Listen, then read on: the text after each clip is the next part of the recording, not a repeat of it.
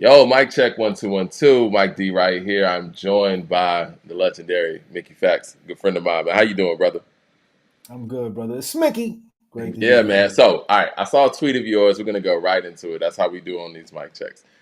I saw a tweet of yours where you ranked your top five verses in hip hop all time. I'm gonna read the tweet straight up. We'll probably put it on the screen too. It says Mickey Factz tweet says top five hip hop verses ever, no order. You got Biggie's first verse on Juicy, AZ's first Yes, verse on Life's a Bitch, or his verse on Life's a Bitch, excuse me.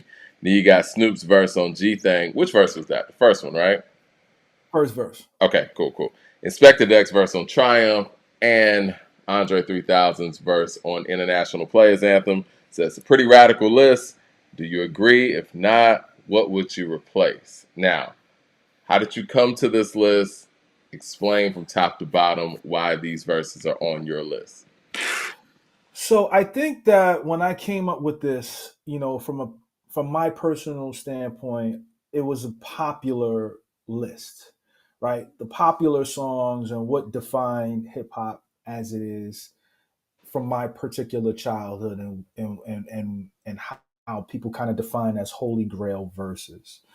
And each of these signifies that, right? And when I put out this list, I didn't get a lot of pushback. There were maybe three or four verses that I saw that constantly came up that people were like, I'm surprised this isn't here. But for the most part, everybody kind of agreed with my list, which, I don't like lists.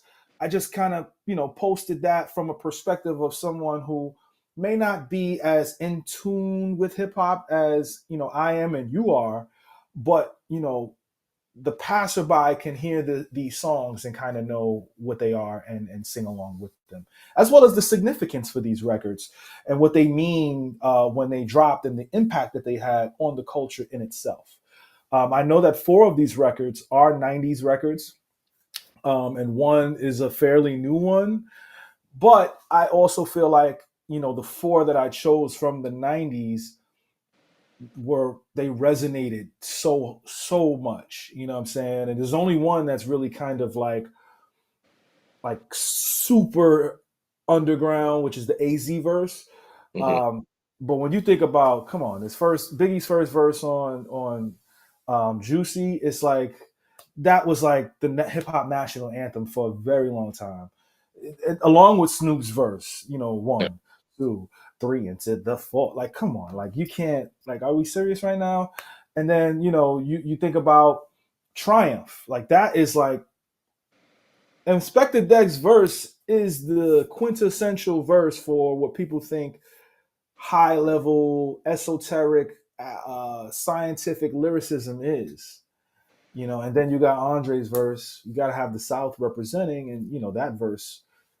I mean, come on now, like we're talking about this gets played at weddings. You know what I'm saying? So like, It does. why wouldn't it be there? So that was my reasoning for that. You know. Now, as a writer and as a person who teaches MCs on all levels how to, formulate rhymes and how to write rhymes, um, how do you even begin to teach the level of catchiness of, like you said, Snoop's verse on G Thing or, Biggie's verse on Juicy? Do you think this was a conscious effort when these MCs came to the table to write these verses to be as catchy as they became? Or do you think those are things that just happen and those are things you just can't teach? I think that these these verses you can't teach. I mean, I think that it's in them, and I think it's a moment in time, right? Like it's right production, right tonality, right opening words, um, and right message. Right, when you think about Biggie's verse, and we could do this with every verse, right? You think about Biggie's verse, it almost kind of feels like Martin Luther King, kind of like for hip hop, right? It was all a dream, right? Like it's like that his voice resonated through the Mtumbe sample. It's like, oh man, I used to read Word Up magazine. So he's talking, but we also are saying the same thing. I used to read Word Up magazine, literally. You know what I'm saying?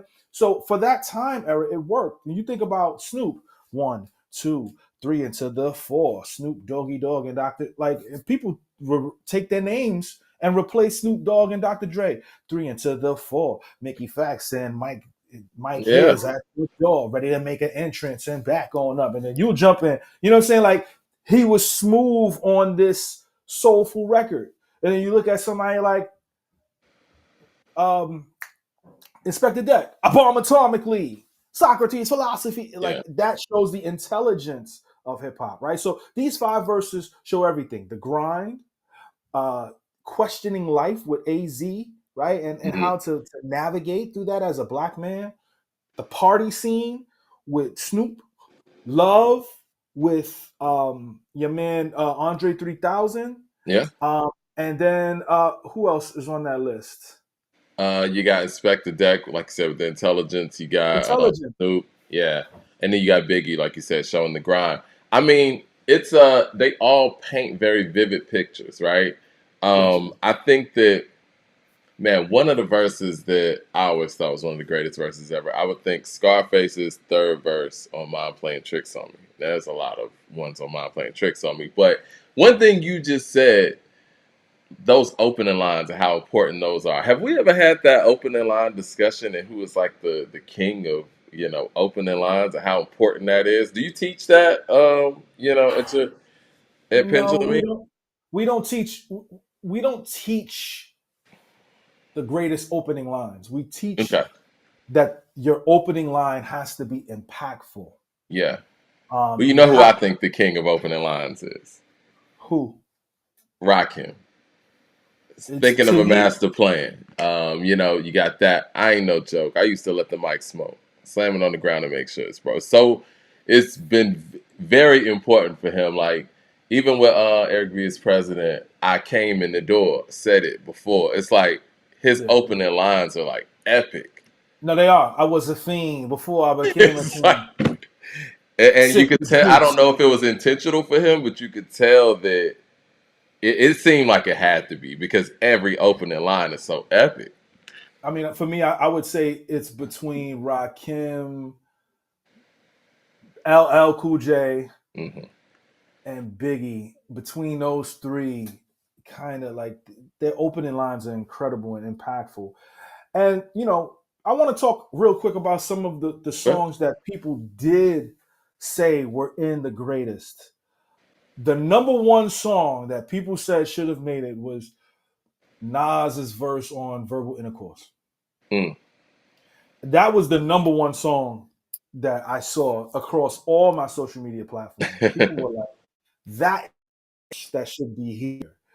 Another one was Rock Him on Paid in Full. No, time out. Let's go Um, back. Why didn't verbal intercourse make your list?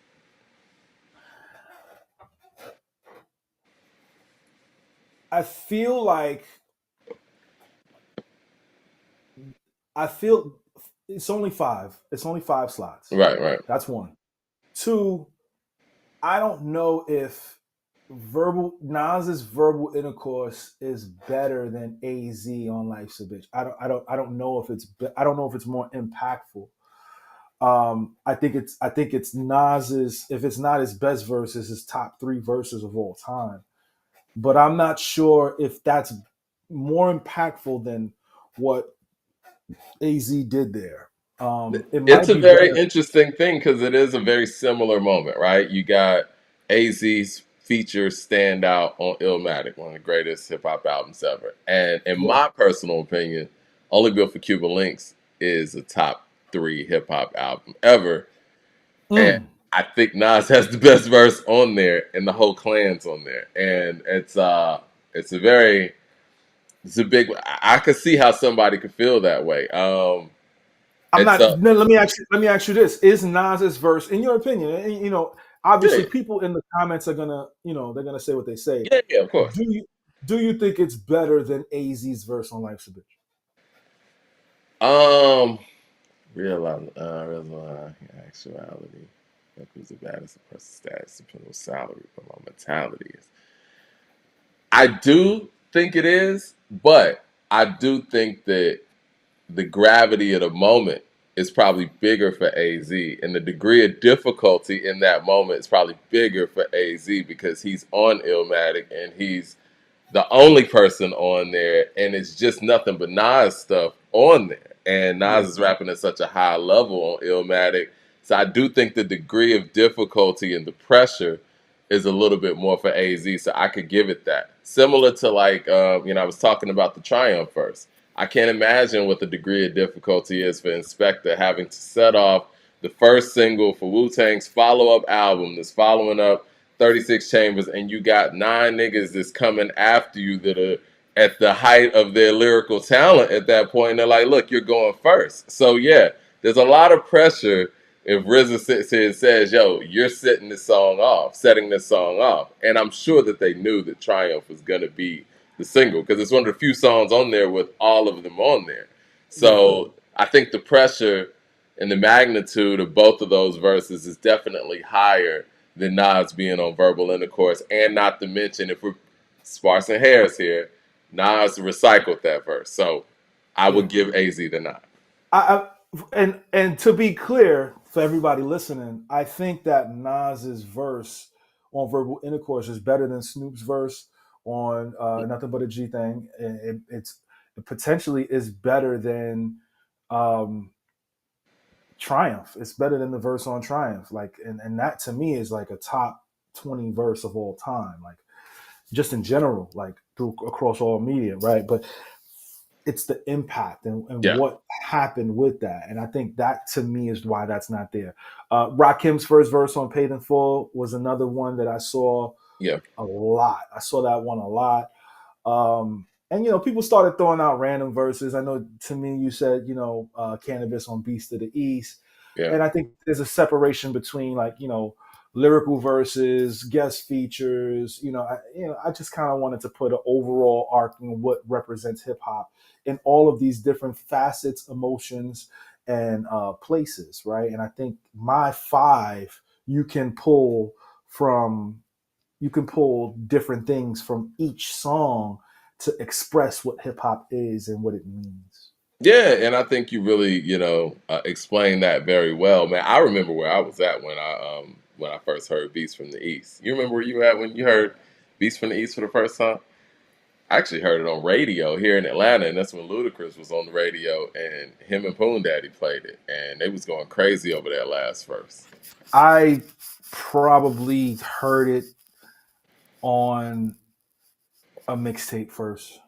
It was like, who is this guy? And the fact that he came after Redman, and Redman had a dope verse too, and Redman, and he yes, was most rapping so long too. It's like I was like, yo, man, this is I don't know. It's a special verse, and it's a time period in hip hop where going last actually meant something, and it yes, meant that you were going to be the cleanup guy, and you were expected to have the best verse if you went last, either first or last.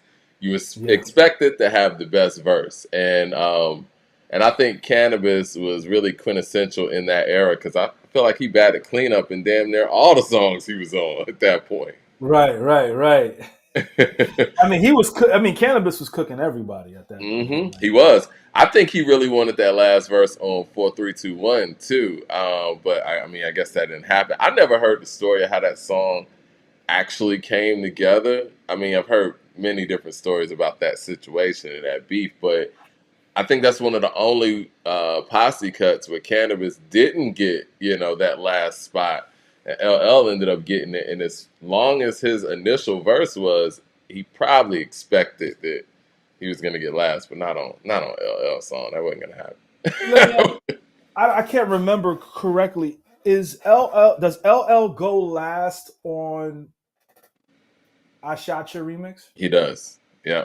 Yeah, so he was always gonna go last on this Yeah. song. What the fuck? I But thought I conquered the world, crushed Mo D, Hammer, and Ice T's girl. that's That verse. crazy. Um, Now, now let me ask you this before you ask your question. yeah, go. Is Cannabis's verse on 4321 better than DMX's verse? Back then I thought so. As I've gotten older and understand, like you said about the impact, delivery, and those things, I think overall DMX's verse is better. I think that Cannabis's verse is probably more lyrical. I think Cannabis's verses are always, for the most part, going to be more lyrical. But I mean, that kind of gets me into my next question. Yeah. Does a more lyrical verse mean a better verse all the time? Because I think that's where a lot of people will look at your list and be like, okay, well, these can't be the best verses ever because Biggie's verse on Juicy ain't even Biggie's best verse. You know what I mean? Like, does when do you decipher if a lyrical verse isn't a better verse than a verse that might not be more lyrical, if you know what I mean? I mean, I think it's emotion. Yeah, I think emotion takes over lyricism a lot, which is the heart. The heart, uh, to me in hip hop, will always prevail over the mind. The mind is beautiful. Like, we come up with these great concepts with the mind, but the heart is what people resonate with more. You feel with the heart, you think with the mind. Now, the Inspector Deck verse, that is the mind verse that I chose to pick. And I okay. don't know if, and from an impact standpoint, like you said, this is the return of Wu Tang as a collective together. Big deal. Big deal at this time in 1997. The first offering, he's setting it off, and it's the best verse on the song. Like, you can argue that Meth and Ghost kind of was like right there, but like his verse is iconic. Like, if in a packed hip hop crowd, if I say I bomb atomically, everybody is going to finish that line Yeah, and rhyme potentially. You know what I'm saying? Like, and I think to me that showcases the gravity of lyricism at its peak when it's lyrical. You yeah, know, all of these songs that I named in a packed hip hop crowd, if I say the first line, people will finish it. Period. yeah. Straight up. And I think that goes for something, even the AZ bar, and that's not even like a single. So yeah, no, you're definitely on point with that. What was I gonna say, man? Oh, now here's some that I thought were, should get some consideration. Okay, okay. Listen, I'm Um, here for it. I want to hear Melly it. Mel's last verse on the message, for sure. Some Oh, there were a couple of people that said that. Yep, yep, yep. and I know we don't think about it in these terms, but Slick Rick's verse on A Children's Story. That's one So, verse. so I personally have Mona Lisa over that. Mm.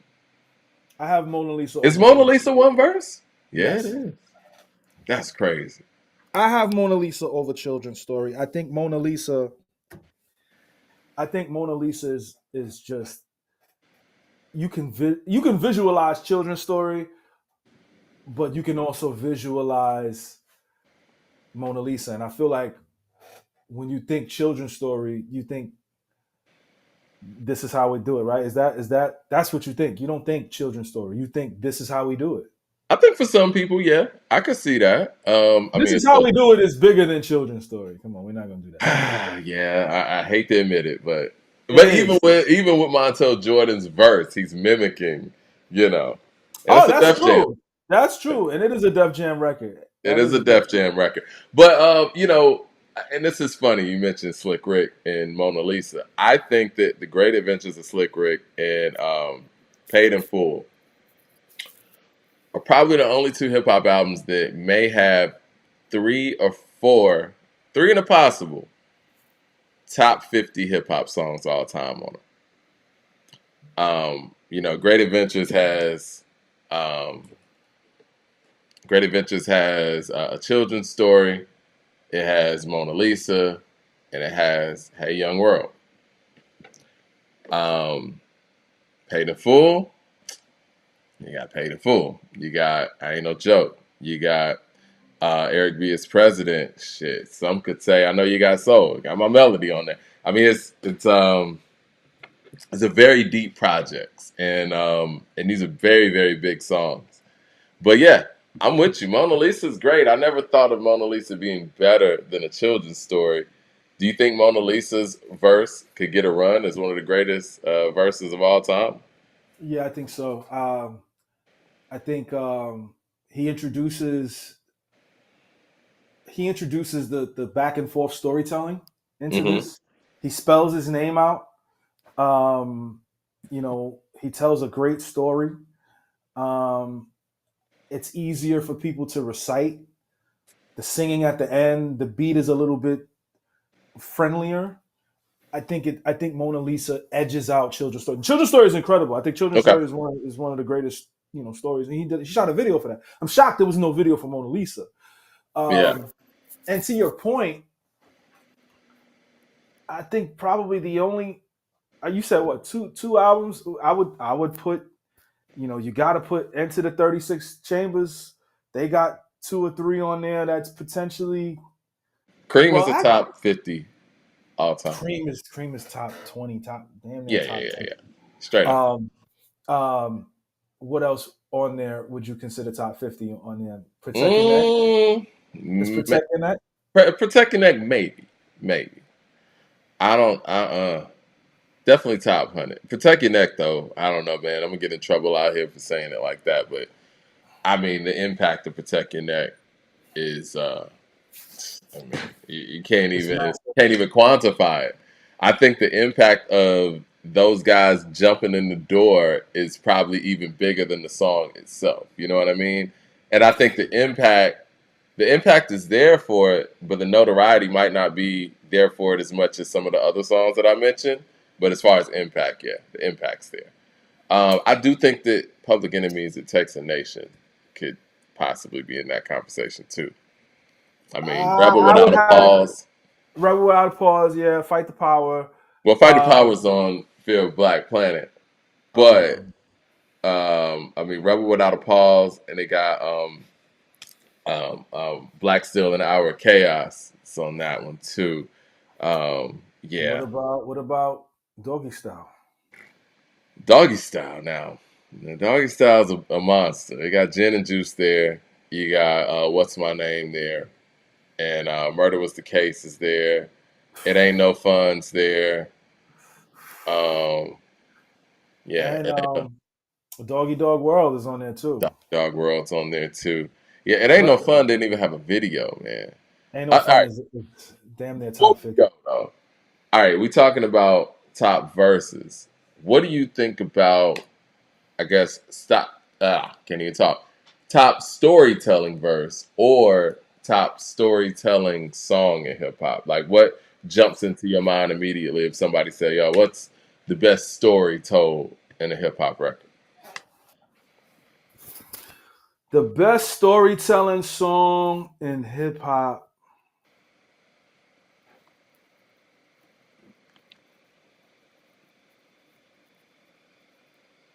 Wow.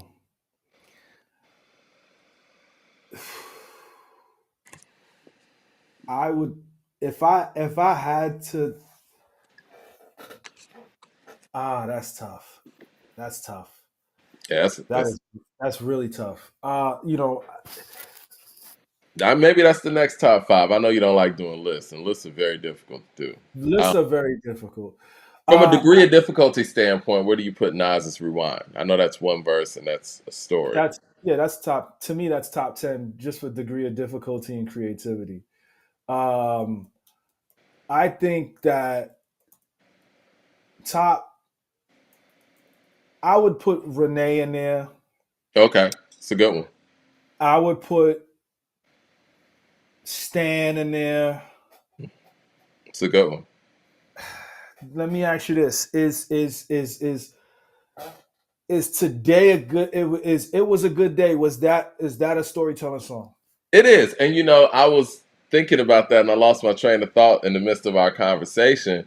When you start talking about great opening lines and notable verses and songs, I thought about Cube's "Good Day." Like, I think everybody knows every single word to that song, at least when it starts off. That And everybody knows what happened in that story. You know what I mean? Like everybody knows the Lakers beat the Supersonics that night. yep, yep. They know And what the to good me, year blimp said. yeah. If it was up to me, I could see why people have Children's Story over Mona Lisa. I could see why. But it would be between three songs. It would be between It Was a Good Day.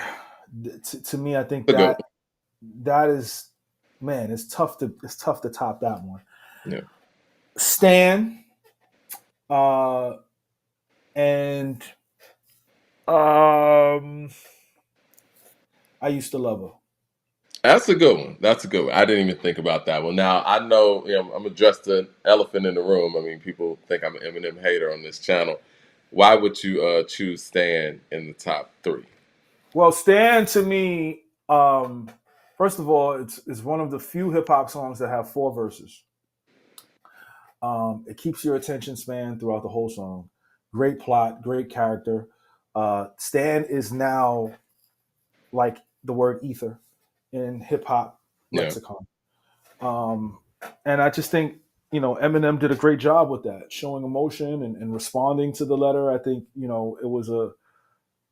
it was a very, very, very impactful song. You know what I'm saying? He performed at the Grammys. He had your man perform it with him. What was his name again? And to my Elton John. Elton John performed it with him. I think it's just a very impactful storytelling record. And it did a lot for Dido too.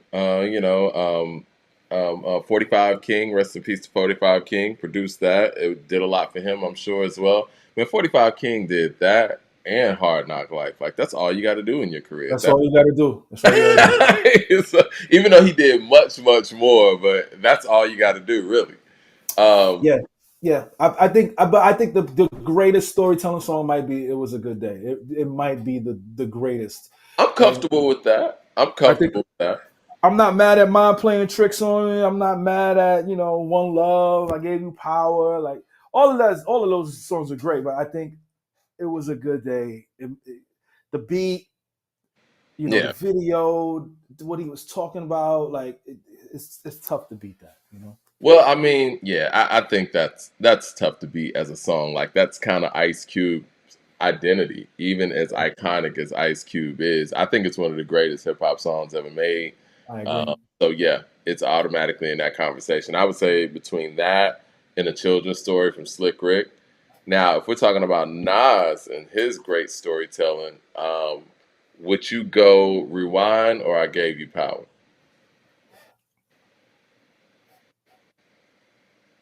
I would go Rewind over I Gave You Power. Farrell had did Straight Bullet before with Yeah, Organized Confusion. And I think Rewind is just, it wasn't done before. Like that was something that never was done before. And I think people were shocked. And I think the impact of Rewind lasts a little bit longer than I Gave You Power. Um, it's all about impact. I mean, Minaj is one of the greatest storytellers of all time. Between his first 4 or 5 albums, he has some of the best stories ever. I Gave You Power, One Love, Undying Love. You talk about the record where he was rapping as a prison cell with Nasheem. that shit was Uh, great. Yeah, it's like, on come on, Nostradamus. yeah. Yeah. Also big. Like, I got a story to tell. It's crazy. It's a real story. Now, when it comes to volume, and and I've always said, my personal opinion, top storytellers that I've heard, I would go Scarface one, Ghostface two, and Nas three. But for being fair on volume, we were counting like Nas's storytelling songs. It was like over 50 songs, probably more than that. And I'm like, nobody has this many stories. And I got to give credit where credit's due. He probably is, just based on consistency, creativity, detail, and just sheer volume, probably the greatest storyteller, in hip hop history. I mean, I think Nas is the greatest storyteller of hip hop history. I mean, I would have him over Scarface. I think Scarface pulled from personal experience to tell his stories, whereas Nas was creating personal stories and fictional stories, and he's just doing all encompassing. You know what I'm saying? I Yeah. think, and he's showcasing many different things, right? He did personification, he did regular storytelling, he even did some method rapping, right? Which Mm. is writing Rakim's autobiography, right? Like, to me, that's storytelling. Yep. And I think that it's tough to beat that. You know what I'm saying? Like, it's really tough to beat that.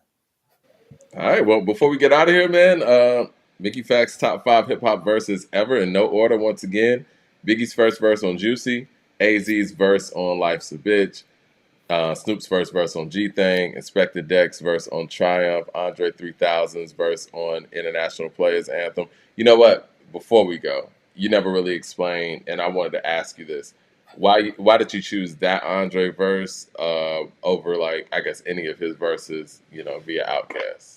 I mean, I think this is an iconic verse. I mean, he has some iconic verses on the Outkast albums. Obviously, his first verse on Elevators.